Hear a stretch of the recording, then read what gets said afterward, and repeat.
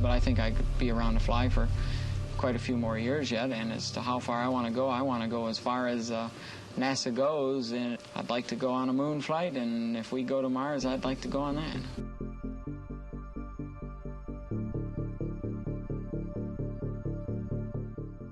That's the hardest secret to try and keep, because people could look at us and tell. I mean, we were so excited. He truly believed in the Boy Scout oath. On my honor, I will do my best. It was a special thing for a kid in the 60s to have some kind of connection with the space program.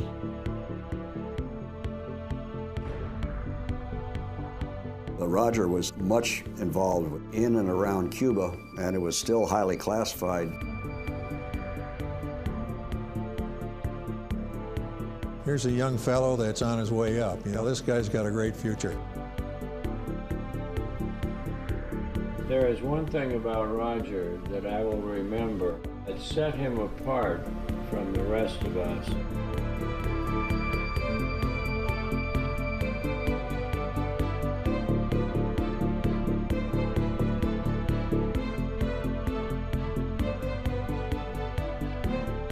There's a lot of unknowns, of course, and a lot of problems that could develop or might develop, and they'll have to be solved. And that's what we're there for. This is our business, to find out if this thing will work for us.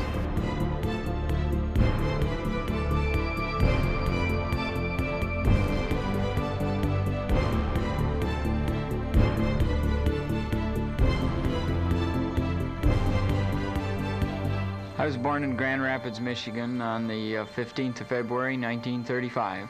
I'm 31, I'll be 32 here in a few days. Just days before Roger's birth, there was some concern about possible danger to his health. His father, Don, had contracted a potentially life-threatening disease for a newborn, scarlet fever. With days to go, quick-thinking doctors averted the potential crisis. Roger's mother and sister Donna moved in with grandparents. Meanwhile, Don was quarantined at home. 2 weeks and 10 days later, Don held Roger Bruce Chaffee for the first time. The family of four: Don, Blanche, older sister Donna, and Roger.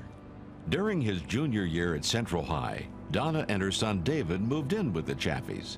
Roger was my uncle. Roger was more of a big brother than a uncle, and Roger was very close, obviously. My grandparents were probably more like my parents than anything else.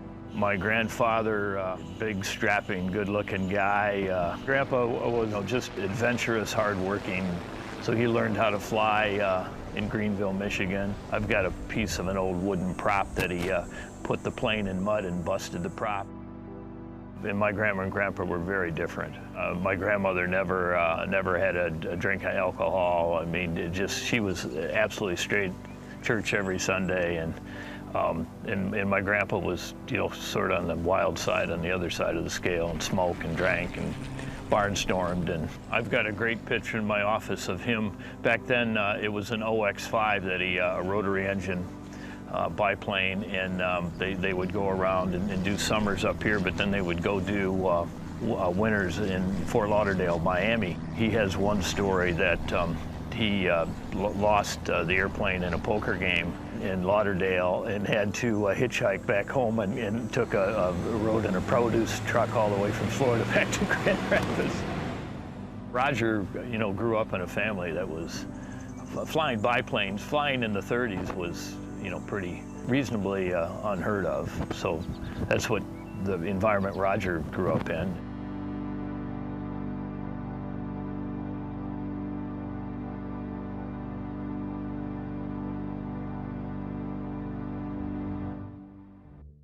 Roger Chaffee was the president of the math club.